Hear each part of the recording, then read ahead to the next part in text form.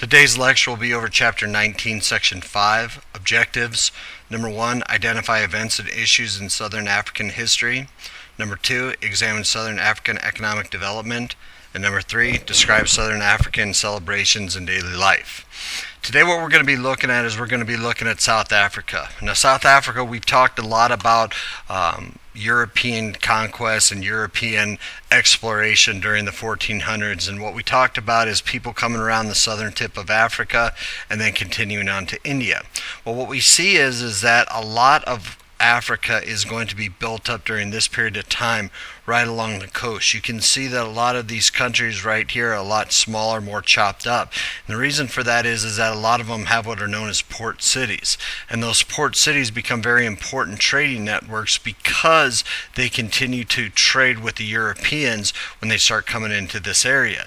They come around the southern tip of Africa, and what we see in here is that there's going to be some very, very important areas.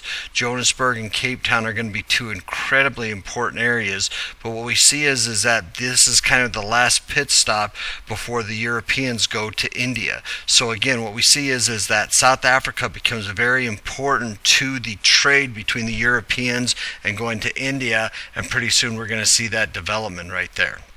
Now, the first thing that we look at is which countries there are in there. Angola, Botswana, Comoros, Lesotho, Madagascar, Malawi, Mauritius, Mozambique, Namibia, South Africa, Swaziland, Zambia, and Zimbabwe. All of these countries are going to be very important when we start talking about European trade. The Great Zimbabwe, then, that's going to be the Ashonafor major gold trading city about 1000 AD. It's going to be abandoned about 1450. The Mutapa Empire, legend says Muta is going to found a new state in about 1440. The empire then is going to be soon covered almost all of Zimbabwe. This does become important because what we see is that the gold empire is going to start to become thriving during this time. It declines in the 1500s when the Portuguese start stepping in and trying to kind of dig in and get their claim on that area, and that's what kind of starts to see the decline right there. Now we also see some ethnic clashes in southern Africa. In the 1800s, ethnic groups are going to fight each other, but they're also going to fight the Europeans for the land. One of the most famous happens in the late 1800s when the British defeat the Zulu. They're going to be called the Boers, which are Dutch farmers. What happens is that they're going to go ahead and they're going to have a real bad massacre, and then they're going to form the Union of South Africa in about 1902. And this union then, of course, is going to become the actual country of South Africa. Now in 1948, then, this is something that is extremely important, and we're going to see a worldwide kind of event. It's going to be apartheid. 1948, white minority government institutes apartheid. And one thing to kind of understand, and one thing if I was to talk to people, I've got a story about a guy that I know that he's from South Africa, and when he told me that, I was kind of surprised because in South Africa, what you're going to see is that there's going to be two different types of cultural groups. One group is going to be black and one group is going to be white. And those ancestors are going to be European, and then the people that are black are going to be kind of the African ancestry. And what we see then is that in South Africa, there's two different groups there, and the white group are going to be the minority. However, they're going to hold a majority of the political power. And what we see then is that you're going to see apartheid. What is apartheid? Apartheid is a complete separation of races in schools, hospitals, and neighborhoods. This is very, very similar to what we saw in the United States in the 1950s, 60s, and 70s. And what we see is that if anybody has ever heard of separation or Plessy versus Ferguson, separate but equal, those types of things, what we see is that it's the same thing that happens in South Africa, but it's much, much, much worse. Black population is about 75% of the population, but they own very little land. So in the United States, you had the African Americans that are going to be the minority. Here, the Europeans or the whites are going to be the minority, but they're going to be in power. Now, the blacks are going to form the Black African National Congress, or the ANC, in 1912 to seek their rights. Nelson Mandela becomes the leader of the ANC in 1949.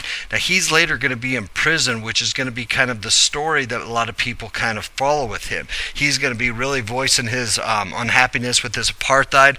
Late 1800s, pressure from around the world. South Africa is going to start to reform. F.W. de Klerk is going to become president in 1989. He kind of starts a peaceful revolution to end apartheid by the 1990s. In 1994, Nelson Mandela, who has been freed, is going to be elected president, and he's going to issue some new democratic constitution passed in 1996. So the thing about Nelson Mandela is that he is actually very outspoken against apartheid. He's thrown in jail for him to kind of quiet down, and he continues to push this idea that apartheid is evil. And eventually what we see is that he's going to be released from jail, and then he's actually going to become the leader. So it's a huge success story for the people of South Africa. Apartheid is going to hurt the economy, and one of the major reasons for this is that other nations put economic sanctions. I'll give you an example of an economic sanction. The United States doesn't like communism, and so they say under John F. Kennedy, one economic sanction that we have with Cuba is going to be that we won't allow any type of trade with Cuba.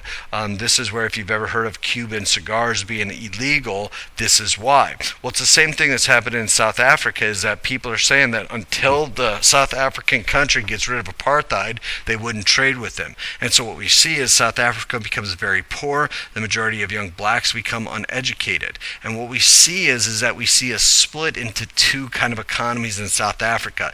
You've got the upper middle class, then there it comes, going to be really nice. Places like Johannesburg and Cape Town, they become very, very wealthy, upper middle class. Then you're going to see the poor rural areas. This is where you see the black townships, shanty towns, and what we see is that they're going to be very poor. So you have the really, really rich and the really, really poor, and what we see is that in Johannesburg and Cape Town, they're trying to kind of show that, hey, South Africa is a good place to visit, there's no problems here, when in fact there are some pretty poor areas in this world.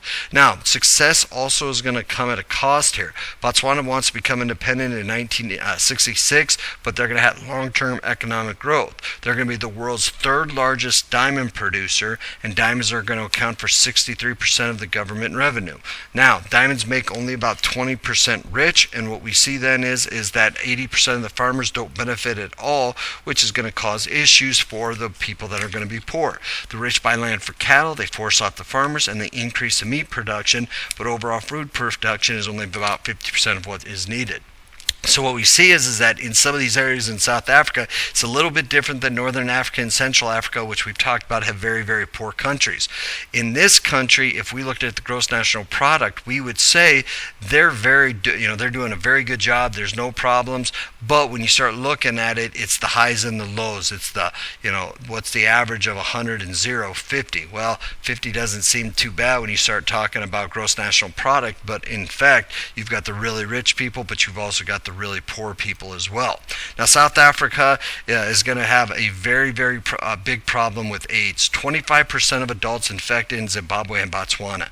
Again, we got to repeat that. 1 out of 4 adults are infected with AIDS at this point in Zimbabwe and Botswana. Botswana's life expectancy is 39 years. Now, I do want to stop and kind of say something about this right now. If you're looking geographically at life expectancy, that's kind of a bad number to look at. And the reason is like I was talking about the 0 to 100.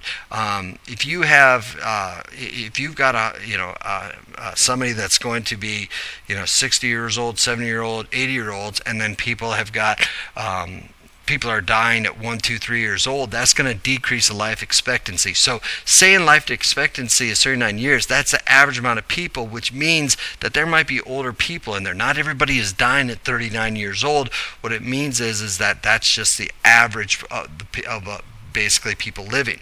Now, the economy is affected as many diamond sorters die from AIDS, and what we see then is that they're going to become kind of more difficult to work and be able to kind of extract these diamonds from the land. Now, we see different types of dances. Chua perform the Gula Wakula, which is a religious dance with skins and masks. Timbuktu of northern Mawali performs the Vimbuza, which is a healing dance. The Benji dance of Southern Malawi's Yao warriors are going to mock European marchers.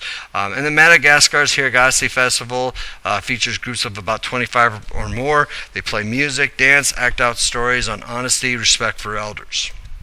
Now, Johannesburg, as we kind of talked about before, what we see here is that they're going to grow from a small gold mining town to about, for 100 years ago, to about 6 million people.